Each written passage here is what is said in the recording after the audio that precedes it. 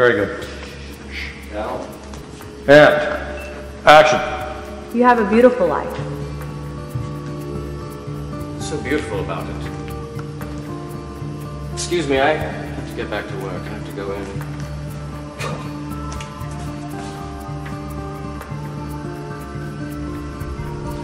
You stepped on my toes, as they say.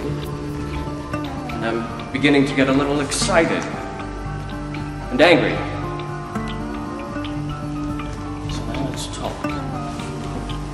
Shall we? Let's talk about my bright and beautiful life. Where shall we begin? You know how sometimes violent obsessions take hold of a person? The moon, for example. Day and night they think of nothing but the moon.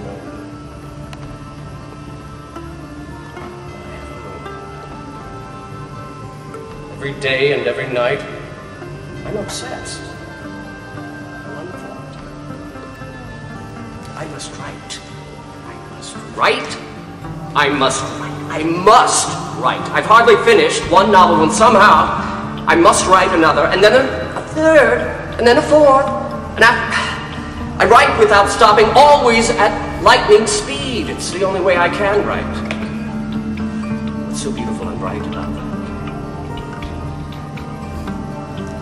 Life is really crazy. Here I'm talking to you and excited. At the same time, I can't forget for a single instant that there's an unfinished story waiting for me in my room. See that cloud up there? Shaped like a grand piano.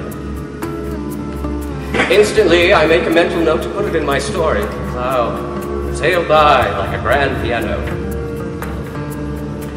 Smell, heliotrope, sickly smell. The widow's color. I make a note. I'll use it to describe a summer evening. I capture every sentence you or I say to lock away in my literary storeroom. Who knows when it'll come in handy? As soon as I finish working, I race home to the theater, hoping to find a little rest. No. New idea comes in. And I'm back at my desk. Writing. It's always that way. I give myself no rest. I feel I'm consuming my own life. Honey, I'm giving someone I don't know. I'm robbing my best flowers of their pollen, and I'm tearing up those flowers and trampling on them.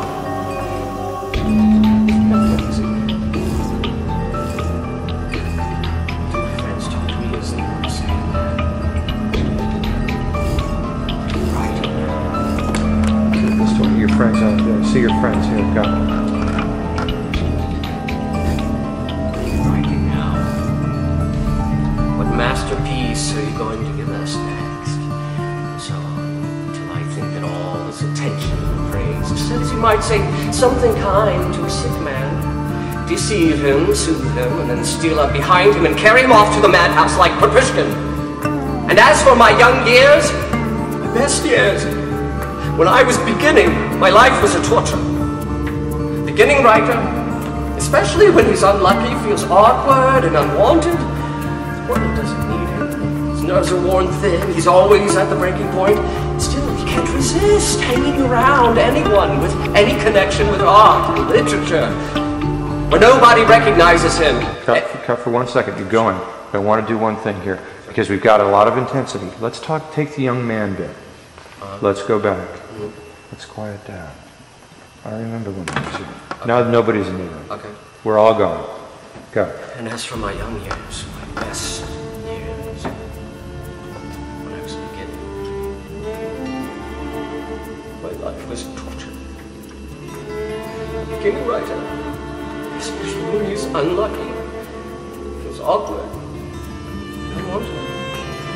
The world doesn't need him. His nerves are worn thin.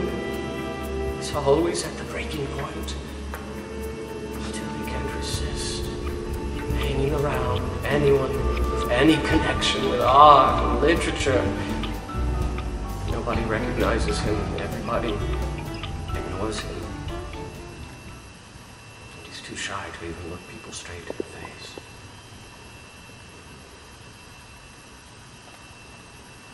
He's like an incurable gambler without any money.